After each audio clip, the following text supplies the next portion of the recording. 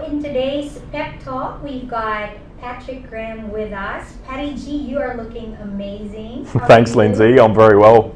How are you? Very, very good. So Patty G, what have you been up to lately?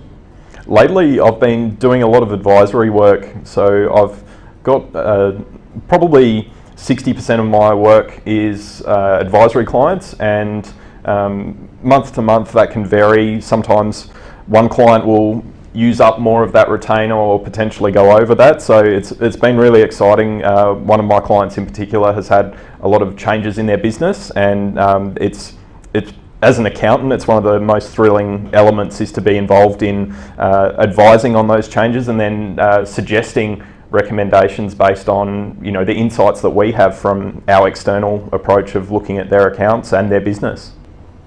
So Patty G, tell us about yourself. So when you're not at work, which you are all the time, what does Patty G want to do in his spare time?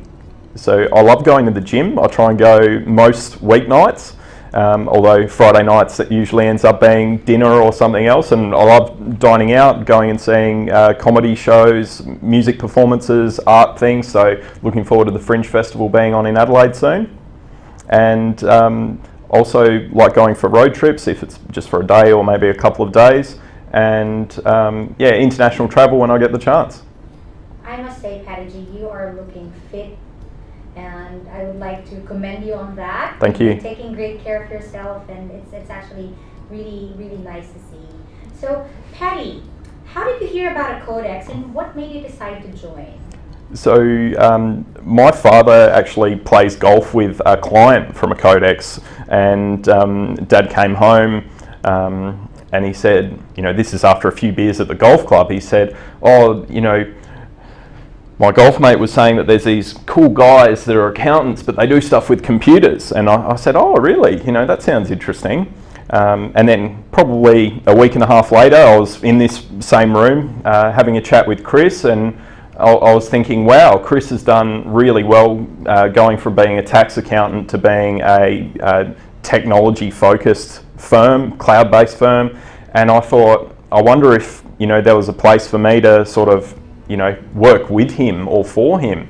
And then as time went on, Chris had mentioned about the partnership structure, and we didn't even really discuss it, and it got to the point that I'd been invited out for a dinner and drinks, and I said, well, what happens now, Chris? And he goes, oh, we should send you a contract. So as soon as that came through, I incorporated a company for myself to practice through and signed the papers, and I couldn't wait to get started.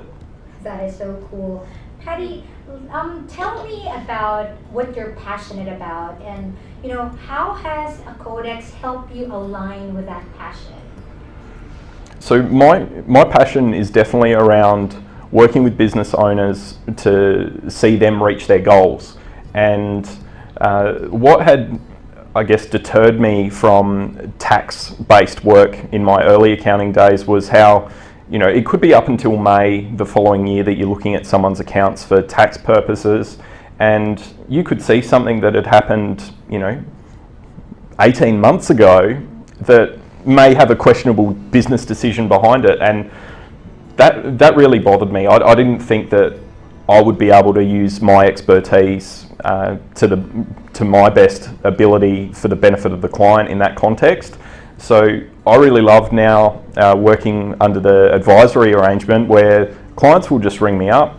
I'll have a meeting with them a couple of times a month, maybe once a month, some of them only quarterly, but having them ring me up and say, hey, I want to get a new forklift for my warehouse, and then I'll say, hey, wait a second, you don't have to buy a brand new one, the deduction rules apply to an old one that will do the same job, what do you think? And then I'm able to help them out that way, and I feel like I'm part of their business as well. So that's the big thing for me, and I think that I had that focus previously in previous roles that I had. And then also when I started consulting on my own, I had that approach as well, but it was a very narrow focus around research and development and that sort of startup new product development. But being able to bring that out to established businesses or new businesses that are starting in a traditional, an already established industry. That's been really rewarding for me to engage with them in this way through a codex. It's really inspiring to see, Patty, how you create relationships with your clients, and I think that's one of your best assets. In just making sure that you're making them feel that you're a part of their businesses, and I think that's actually what makes you so successful.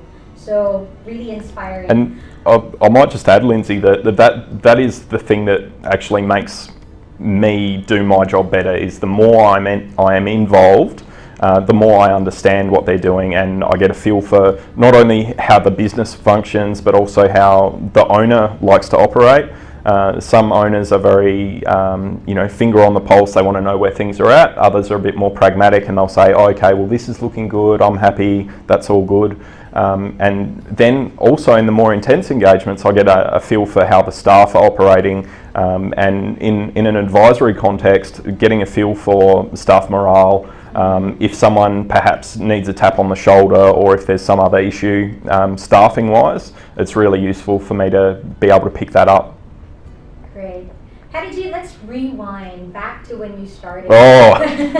So when you started with the Codex, Patty, were you working part-time, or were you like full on, I'm doing this? So I was full on, I'm doing this, because I'd been consulting for a few months to a couple of small businesses. One of them was still is a very interesting startup, and I wanted to be able to help other people, other businesses, and I knew that there wasn't that many struggling graphic design firms and innovative product-based startups around Adelaide, and I knew that I had the skills, but I didn't know how to present them and turn them into a product, which is what Chris and the team at Codex had already done.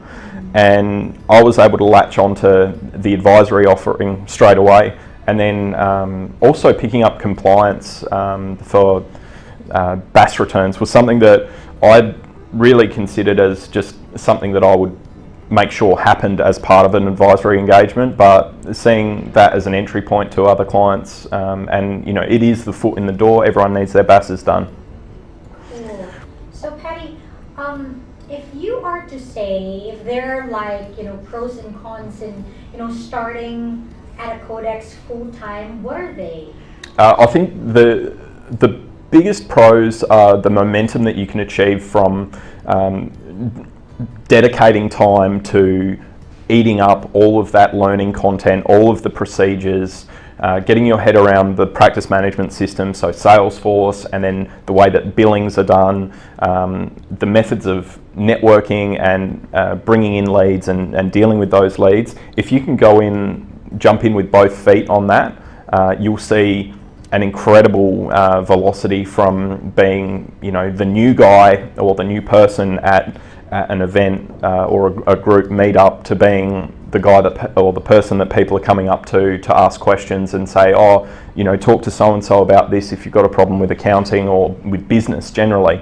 I think that if you're a very organised person who has a full-time job that you're reliant on for cash flow, I think it is definitely possible to have a more staged entrance into full-time at a Codex. So I think consuming the learning materials is something that someone could do part-time in a lead up to going full-time.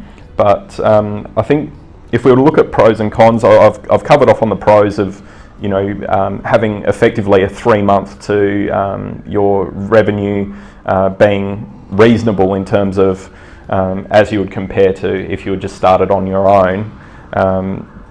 So if you can give yourself a 3-month runway, depending on your personal situation, of course. In terms of the cons of going in full time, obviously you're leaving behind a paycheck, or you've got some ongoing costs of living. Everyone has to eat, everyone needs somewhere to live. The other thing is you may miss your traditional working environment. So if you're coming to a Codex based on being frustrated with knowing what's best for a client and then having to present that to a manager who will put red pen on it, and then it goes to the partner, and then it gets more red pen, and 3 weeks later you get a letter out and you're frustrated and you knew you were right the whole time. Maybe you'll just love it straight away that you're in charge, your head's on the chopping block with whatever you say to your clients. And then depending on your situation in terms of your location, if you've got other Codex partners that are in your area or perhaps in your state, it'd be great if you connect up with them. I've been blessed really to have 3 other partners who had started full-time prior to me joining in my location, and also being in head office as well was a huge benefit to me starting out. Although content that's in Salesforce now, I feel replicates the knowledge that you would acquire from attending head office. And if there isn't an Codex partner in your area, I think if you already have a network of small business owners, or if you have, even a friend who runs a bar, or someone who has a creative business, anyone who's in business for themselves, if you buddy up with them, maybe start a meetup group, and you can all help each other out. Think of it like an informal mentoring structure. And then in addition to that, being part of a Codex, you'll have the sales lab structure, and then also the partners meetings, which is really important for keeping progress. Really good. Thank you so much for all of those pieces of advice, Patty G. Patty, you've mentioned that your primary focus right now is advisory. Yes. How did you grow your business, and how has the Codex helped you in growing that advisory service?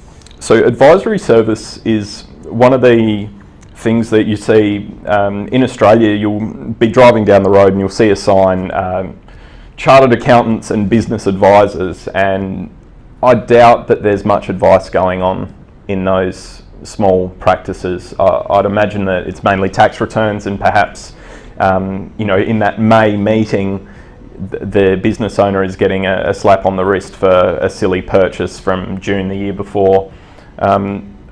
My exposure to advisory prior to joining a Codex was in a solvency and liquidity perspective. So I like to bring back that same cash flow and profit margin approach to what can the business owner take home, because people are working so hard on their small businesses. I love working with people who have just started, so being able to sort of coach them and support them feels really good to me. Plus, a Codex has some great systems and procedures of how to conduct an advisory engagement. So there's some standard reporting to do, there's methods of tracking goals of the business, there's things to look out for that, if you only had one client that you were doing this for, it would be, it would seem like you were doing it in isolation. But when you have several clients, and if they're in a similar industry, like say if they're all creatives or if they're all in construction, you can see the common points, and you can actually use your expertise in that way. And that's something that I love, being the trusted advisor. Being the tax man doesn't sound cool to me, but being the trusted advisor does. And that's, I love it when the phone rings from one of my advisory clients. I think, oh, what's this surprise today? It's not so much I'm in trouble, it's more like, oh, we've just got this new business opportunity, how can we approach it? How's it going to work for us? And those are my favourite phone calls to receive. That just really shows, how much you value relationships, Patty, which is really good. So Patty, of course you've been with the Codex for more or less 18 months now. Congratulations. Thank you. Tell us about, the risks that you had to take and the biggest challenges that you've encountered so far. So I think that my journey here is a little bit different to some of the other partners, having not been from a dedicated tax background, and I felt somewhat disillusioned with working in accounting and some of the environments that I'd worked in the past. And that's not to say that those environments are bad. It's simply to say that it didn't suit my relational working style that I have, particularly when you may not get to spend much time with the clients, or, you know, for example, in audit, clients don't really want to see you. It's just, you know, you're a necessary evil in their eyes, and yes, here's the paperwork, now leave me alone. So I think that, you know, having a much more open style of working with the end user is something that I needed for myself as my working style. So my risk was not changing and not doing anything. I can understand that the other risks, that, you know, the more standard path of, oh, I've got this full-time job, I could get promoted soon, I could, you know, go and be a general manager somewhere, I could move to commerce. You know, there's, you know, an experienced accountant has so many options, and it just depends on what your sort of flavour for work is and how much flexibility you'd like to take on in terms of that risk element. Cool. So Patty, to close, what 3 pieces of advice will you give our partners who would like to also become, you know, full-time partners and grow their business?